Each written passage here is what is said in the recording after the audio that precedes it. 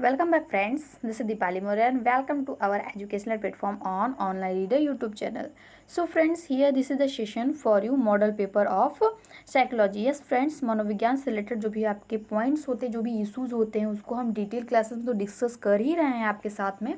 And उसके साथ साथ में हम आपके एग्जाम के पॉइंट ऑफ व्यू से कुछ exam oriented and exam expected जो क्वेश्चंस है वो हम सीरीज आपके साथ डिस्कस कर रहे हैं। एंड गाइस पर सीरीज में हम टॉप 30 क्वेश्चन डिस्कस करते हैं आपके साथ में आपके पेपर के लिए। सो गाइस, चाहे आप सीटेट का एग्ज़ाम दे रहे हैं या सुपर टेट की तैयारी कर रहे हैं, केवीएस के लिए स्टेट लेवल कोई भी टेट हो, यूपी टेट हो, एमपी टेट, रीट का टेट हो, अदरवाइज आपका जो फर्स्ट एंड सेकंड ग्रेड जो भी टीचिंग एग्जाम्स होते हैं, तो उन सभी के लिए इवन आपके लिए बहुत ही इंपॉर्टेंट एंड हेल्पफुल सेशन होगा।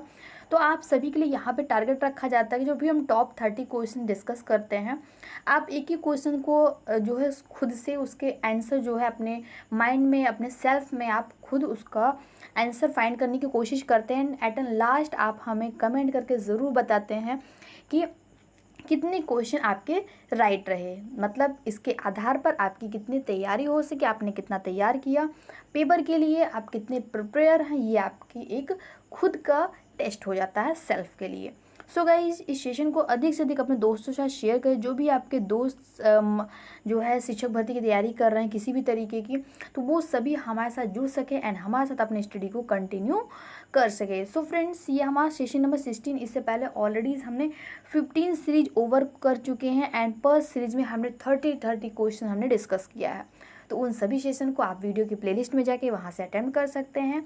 अदरवाइज हमने डिस्क्रिप्शन में भी काफ़ी कुछ लिंक्स अदर भी सब्जेक्ट के दे रखे हैं, उसको भी वहाँ से ज़रूर ज्वाइन करें। एंड हाँ गाइज, एक और इम्पॉर्टेंट इन्फॉर्मेशन आप सभी के लिए, आप हमें अनअकैडमी के लर्निंग प्लेटफॉर्म पर भी जो है विजिट कर सकते हैं। वहाँ पर हमने आपके लिए 425 प्लस वीडियोस हमने आपके टीचिंग एग्जाम्स के लिए क्रिएट किए हैं, जो कि आपके पेपर के लिए काफ़ी हेल्पफुल होंगे।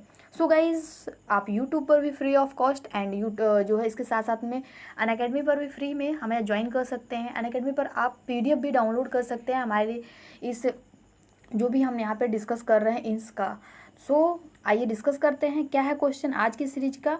देखते हैं आज की सीरीज का पहला क्वेश्चन क्या है। चिंतन तथा तर्क का उद्देश्य क्या होता है?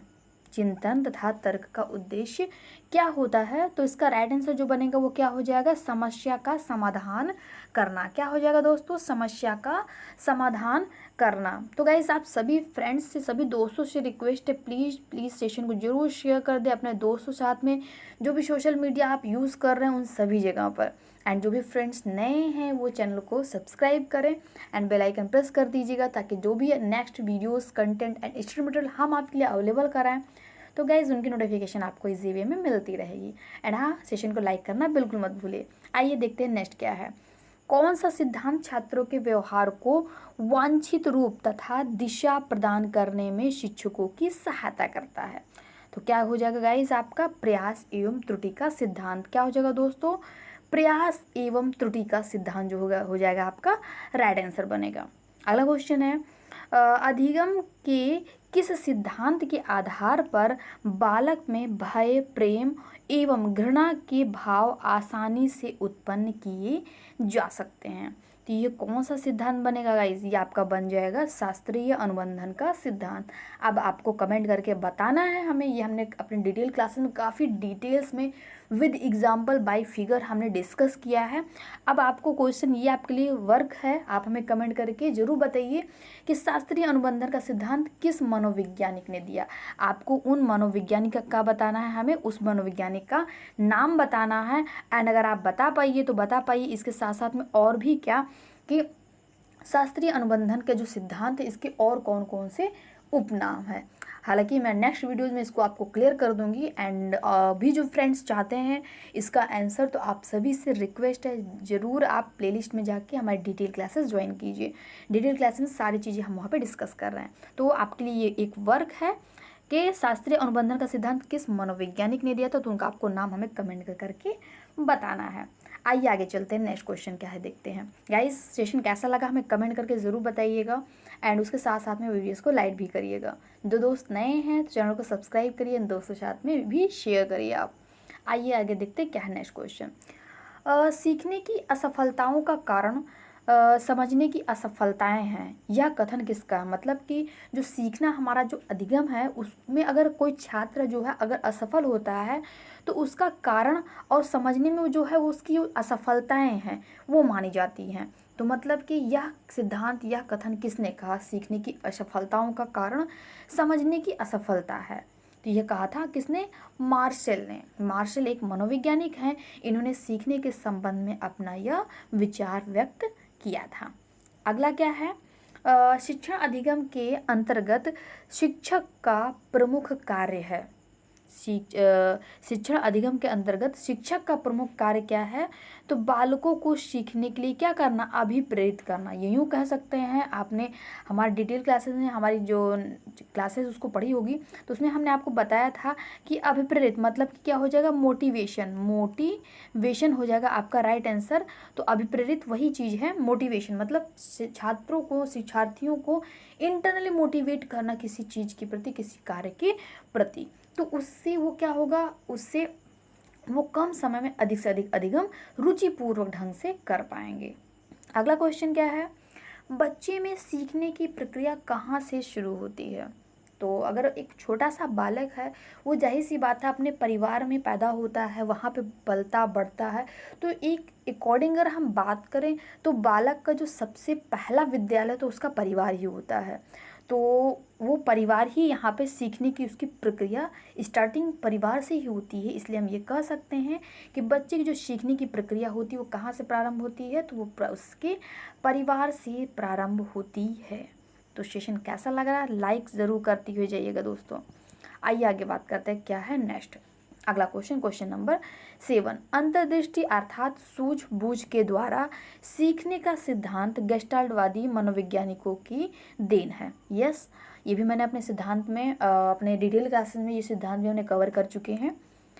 यह सिद्धांत किसके लिए सर्वाधिक उपयोगी है? तो यह सिद्धांत जो है तीव्र बुद्धि बालकों के लिए क्या है? सर्वाधिक उपयोगी माना गया है। मतलब कि अंतर्दृष्टि के जो सिद्धांत है, सूझ का सिद्धांत, सूझबूझ का सिद्धांत, ये गेस्टाल्टवादी मतलब कि जो आपके एक मनोवैज्ञानिक थे, कौन? कोहलर, जिन्होंने सुल्तान नामक चिंपैंजी पर जो है अपना सिद्धांत, जो अपना जो रिसर्च था, जो इन्होंने प्रयोग था वो किया था।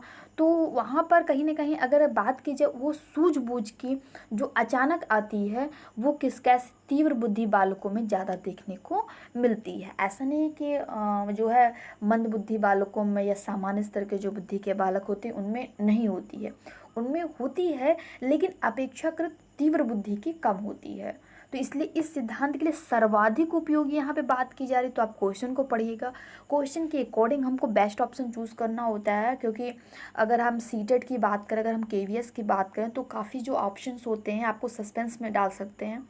सारे ऑप्शन एज इट इज़ ऐसे लगते हैं जैसे सही है, बट वहाँ पे आपको क्या करना है? अपने common sense, sense of humour के अकॉर्डिंग आपको क्या करना है? राइट आंसर चूज़ करना, वो भी बेस्ट जो हो।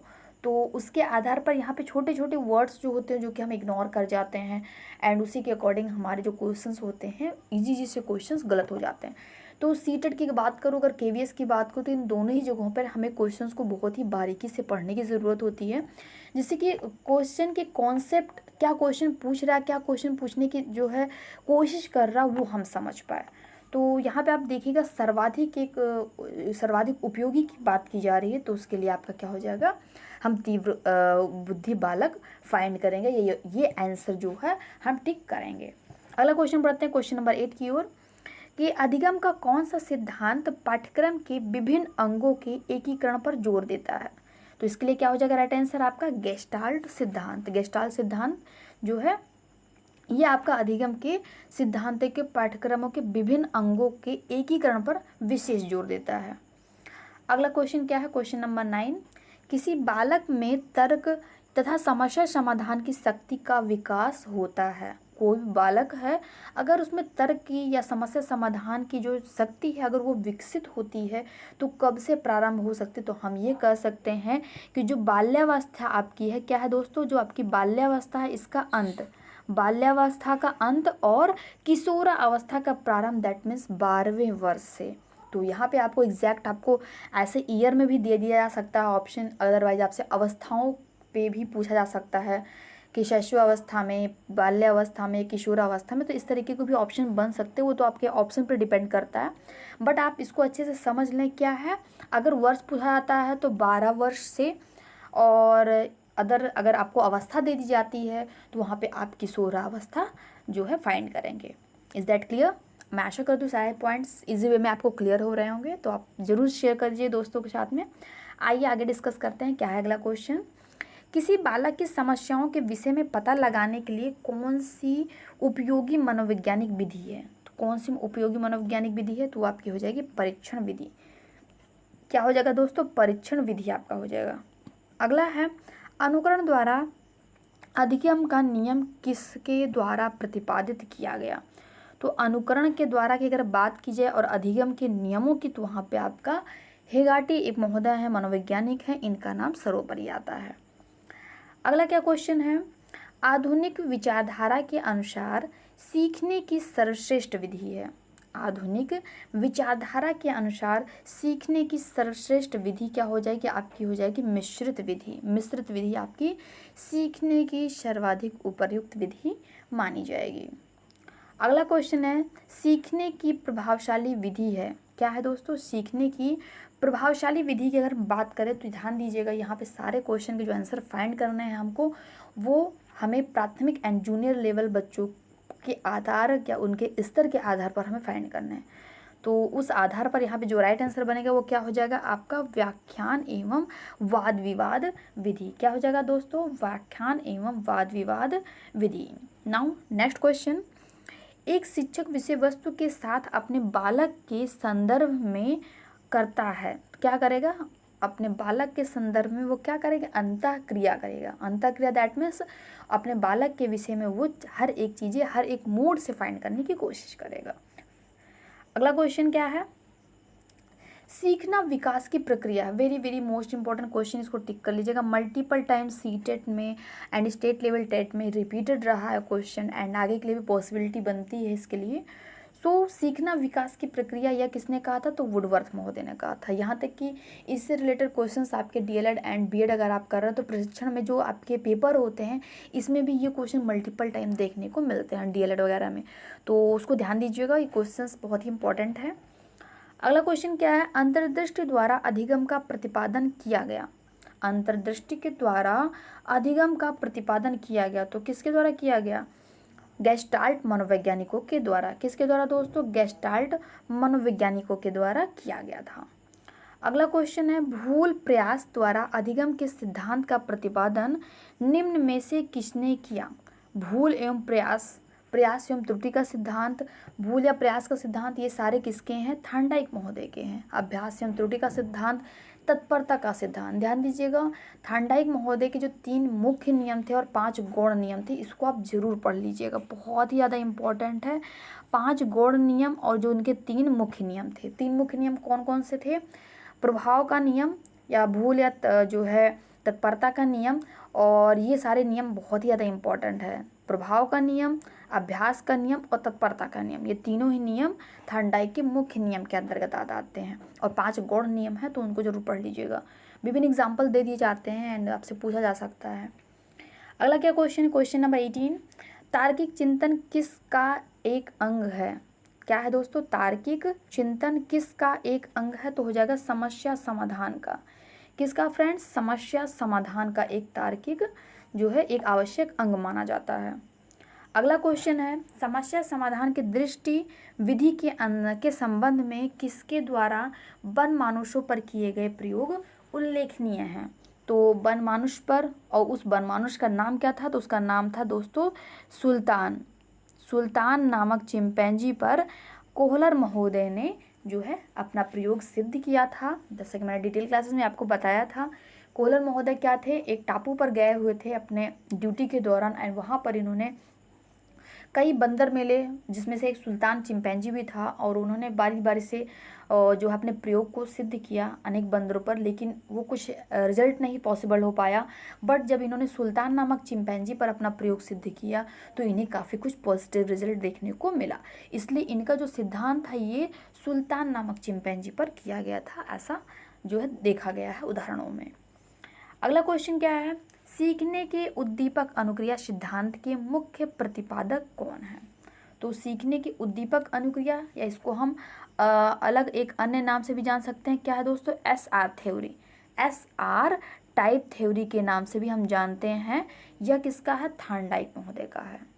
अगले क्वेश्चन पर पढ़ते हैं, क्या है नेक्स्ट क्वेश्चन। तो दोस्तों क्वेश्चन बहुत ही ज़्यादा इंपॉर्टेंट है अनएक्सपेक्टेड क्वेश्चन आपके पेपर के लिए, तो ध्यान से पढ़िएगा। कोई डाउट है, कोई सूझ है, कोई सजेशन, तो हमें कमेंट के माध्यम से आप ज़रूर इन्फॉर्म करते रहिएगा।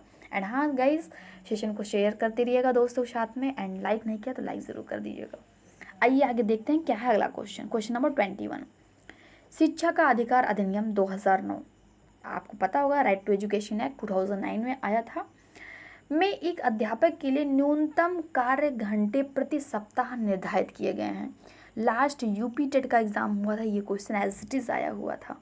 तो यहाँ पे क्या राइट आंसर बनेगा? 45 घंटे। कितने घंटे दोस्तों? 45 घंटे जो है प्रति सप्ताह, मतलब एक सप्ताह में 45 घंटे जो है एक शिक्षक के लिए वर्णित किया गया है, जो है RTE 2009 में। अगला क्वेश्चन है, रक्षा तंत्र बहुत सहायता करता है। रक्षा तंत्र बहुत सहायता करता है, तो क्या? दबाव से निपटने में जो है रक्षा तंत्र सहायता करता है। अगला क्वेश्चन है, जिन इच्छाओं की पूर्ति नहीं होती उनका भंडारगृह कौन सा है? तो जिन इच्छाओं की पूर्ति नहीं होती उनका भंडारगृह क्या हो जाएगा? आपका इदम। क्या हो जाएगा दोस्तों? इदम आपका भंडारगृह माना जाएगा। अगला क्वेश्चन है, मंद अधिगमकर्ता जिनकी शैक्षिक उपलब्धि सामान्य योग्यता से कम रह जाती है वे कहे जाते हैं। तो वे किस टाइप के होते हैं? पिछड़े बालक होते हैं। एज इट इज़ क्वेश्चन आपके पर मल्टीपल टाइम रिपीटेड होते रहते हैं। कभी कभी यूँ सा क्वेश्चन बन जाता है कि एक बालक है, एक विद्यार्थी है, वो बार बार कक्षा से भाग जाता है, तो वो किस श्रेणी में आता है? तो वो भी ध्यान दीजिएगा, वो भी आपके पिछड़ा ही बालक आएगा। तो इस तरीके से मंद अधिगमकर्ता जिनकी शैक्षिक उपलब्धि सामान्य इस तरह से कम है थोड़ी, तो वे आपके पिछड़े बालक कहलाएंगे, ना कि जो है मंद बुद्धि बालक।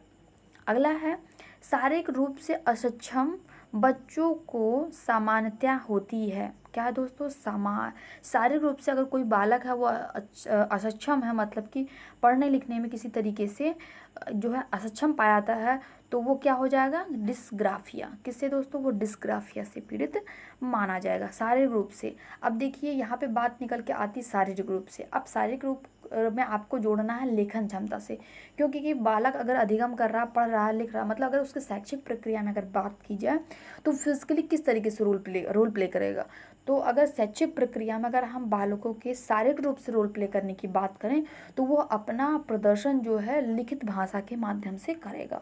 तो यहाँ पे थोड़ा सा आपको माइंड में मेकअप करके देखना होगा, क्या कहा जा रहा है? शारीरिक रूप से। तो शारीरिक रूप से इसलिए डिस्ग्राफिया कहा गया है। और अगर जो है मौखिक रूप से होता या साफ साफ कहा गया होता कि पढ़ने से संबंधित अक्षमता, तो वहाँ पे आपका डिसलेक्सिया होता। तो ये दोनों ही थोड़े से कंसेप्चुअल हैं, बन जाते हैं आपके लिए। तो ये सारे क्वेश्चन आपके सीटेट के लिए बहुत इंपॉर्टेंट है। अगला क्वेश्चन, लिखना पढ़ना बोलना संबंधी विकार, मतलब कि ऐसा बालक जिसमें लिखना पढ़ना और बोलना ये तीनों ही संबंधित, मतलब कि अगर लिखना आता है केवल वनली तो डिस्ग्राफिया, हम जैसे हमने यहाँ पे फाइंड किया था वो हम टिक करेंगे। केवल पढ़ना आता है तो डिसलेक्सिया, और बोलना तो दोनों ही डिसलेक्सिया में आ जाएंगे। लेकिन जहाँ पर लिखना पढ़ना और बोलना मतलब ये सारे विकार एक साथ पाए जा रहे हैं, तो उसको हम क्या कहेंगे? उसको हम आपका कहेंगे डिस्प्रैक्सिया। ध्यान दीजिएगा, बहुत ही बारीक सी माइन्यूट सी जो है अंतर है सारे चीज़ों में, लेकिन क्वेश्चन का आंसर जस्ट डिफरेंट हो जाता है। तो इसको ध्यान से पढ़िएगा। कोई डाउट है, कोई सूझे तो हमें कमेंट जरूर करिए। Next very very most important अगला क्वेश्चन भी है, अवधान संबंधी विकार को क्या कहते हैं? क्या है दोस्तों? अवधान संबंधी विकार को क्या कहते हैं? तो क्या कहते हैं दोस्तों? ADHD। अवधान संबंधी विकार को हम ADHD कहते हैं। अगला क्वेश्चन है, विशिष्ट बालक कौन होते हैं? वे बालक जो सामान्य बालकों से हटकर होते हैं, इन्हें एक नया शब्द दिया गया है, विभिन्न योग्यता वाले बालक। मतलब इन्हें विभिन्न योग्यता वाले बालक भी कह सकते हैं या विशिष्ट बालक भी कह सकते हैं। अब ध्यान दीजिएगा, विशिष्ट बालक में वे सारे बालक आएंगे जो सामान्य स्तर से बहुत ज़्यादा तीव्र बुद्धि के हों या जो सामान्य स्तर की बुद्धि से बहुत ज़्यादा मंद बुद्धि के हों, तो दोनों ही एक विशिष्ट बालक के अंतर्गत आएंगे। तो यहाँ पर बहुत अधिक प्रतिभावान बालक होगा वो भी विशिष्ट के अंतर्गत आएगा, और बहुत ही ज़्यादा पिछड़ा या बहुत ही ज़्यादा निम्न स्तर का बालक होगा वो भी विशिष्ट बालक के अंतर्गत आएगा। तो इसलिए कह सकते हैं इसको हम एक भाषा में कि जो सामान्य बालकों से क्या हो, हट कर हो, और उन्हें हम विशिष्ट बालक भी कह सकते हैं। अदरवाइज कहीं कहीं शब्द देखने को हमें मिलता है स्टेटमेंट विभिन्न योग्यता वाले बालक, तो दोनों ध्यान दीजिएगा, कहीं भी कैसे भी आ सकता है क्वेश्चन। अगला क्वेश्चन है समावेशी शिक्षा किसे कहते हैं? समावेशी शिक्षा किसे कहते हैं?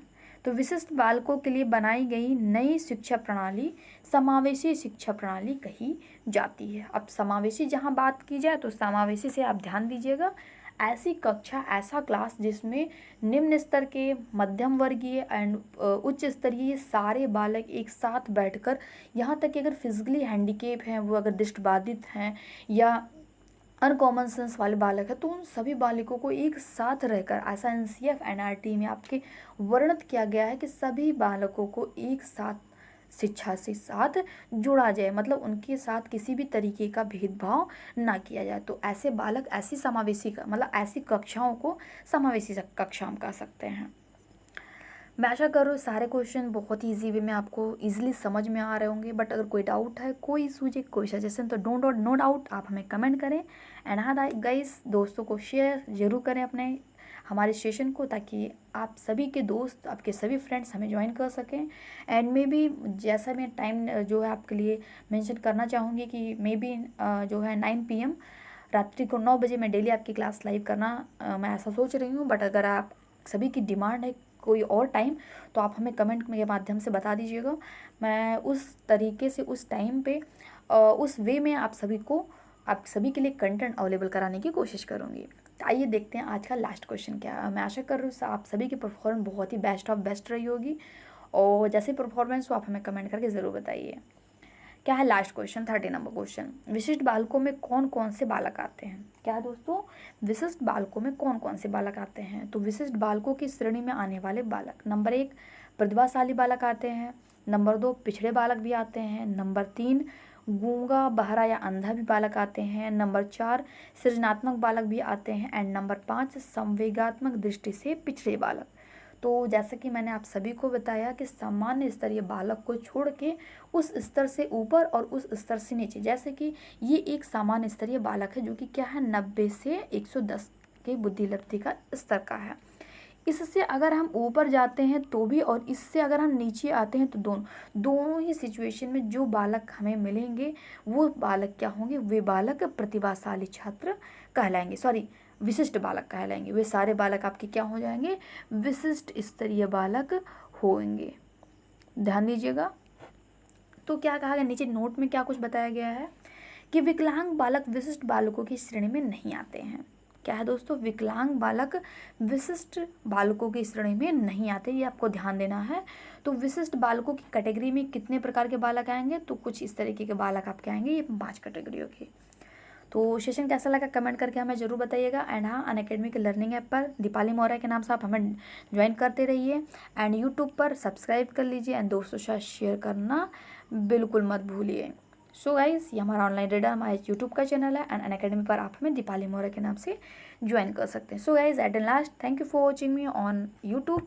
एंड हाँ गाइस, अनअकैडमी पर भी ज्वाइन कीजिए, वहाँ पर आपके लिए 425 वीडियोज़ आपको मिलेंगी आपके टीचिंग एग्जाम से रिलेटेड। सो मिलते हैं नेक्स्ट सेशन में, नेक्स्ट वीडियो साथ में कुछ इसी तरीके से इंपॉर्टेंट एक्सपेक्टेड क्वेश्चन की सीरीज हम आपके लिए नेक्स्ट सेशन में भी अवेलेबल कराएंगे। एंड हाँ गाइस, अगर कोई डाउट है, इशूज है, कोई सजेशन है आपका, कोई रिक्वायरमेंट है आपकी, तो हमें कमेंट जरूर करें। मिलते हैं नेक्स्ट सेशन में। Bye bye, have a nice day.